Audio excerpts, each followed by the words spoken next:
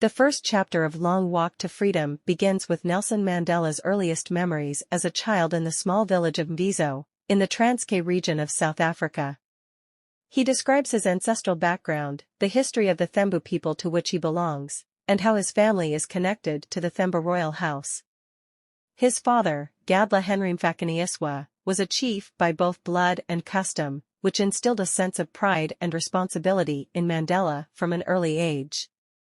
Mandela details his father's defiance against colonial authorities, which eventually led to his dispossession of both title and fortune, leaving the family in reduced circumstances.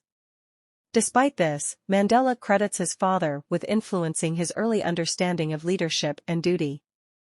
Mandela's mother, Nosekeni Fanny, was the third of his father's 4 wives and a devout Christian who sent Mandela to a local Methodist school when he was 7. He shares the significance of his African name, Ralilala, which colloquially could mean troublemaker, and the giving of his English name, Nelson, by a teacher, a common practice intended to give African children names that colonialists could easily pronounce. This was Mandela's first experience of the cultural and identity erasure perpetrated by the colonial system in South Africa. Mandela paints a picture of his boyhood world as idyllic in some ways, with vast open spaces and the simplicity of rural life, yet already marked by the shadows of the racial hierarchy that defined South African society. He narrates his childhood games, his developing awareness of the social order, and the early signs of his competitive nature and leadership qualities.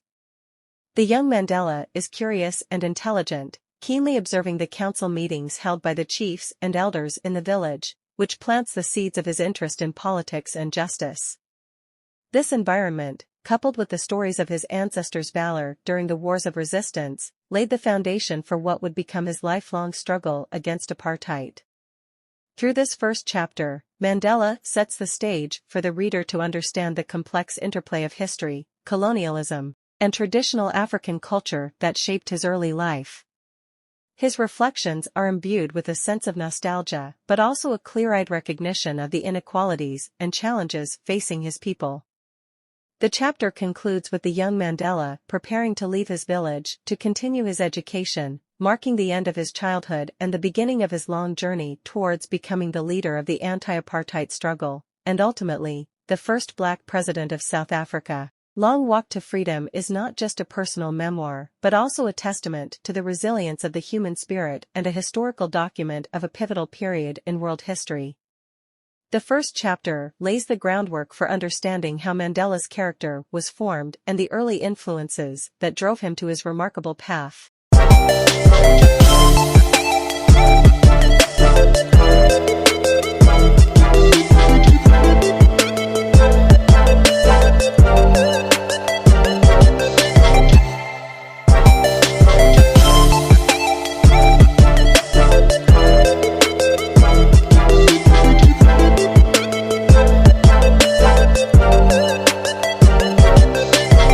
In the opening chapter of Nelson Mandela's riveting autobiography, Long Walk to Freedom, we are transported to the rolling hills and verdant landscapes of the Transkei, where Mandela's journey begins. Born into the Thembu royal family, his story starts not with luxury and opulence, but with a sense of duty and history.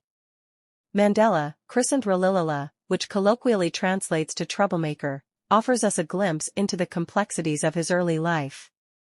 We see through his eyes the rich tapestry of African culture and tradition that shaped his childhood. His father, a respected counselor to Thembu royalty, instills in young Mandela the principles of leadership and justice, unwittingly laying the groundwork for a future global icon.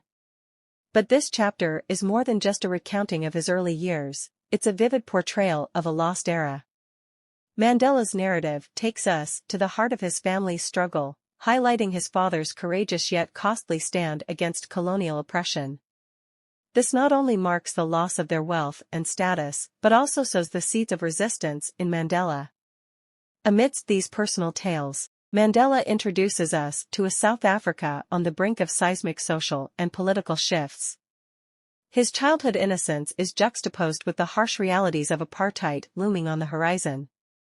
The chapter is a masterful blend of personal anecdotes and historical context, providing a lens through which we begin to understand the origins of Mandela's lifelong fight for equality and justice.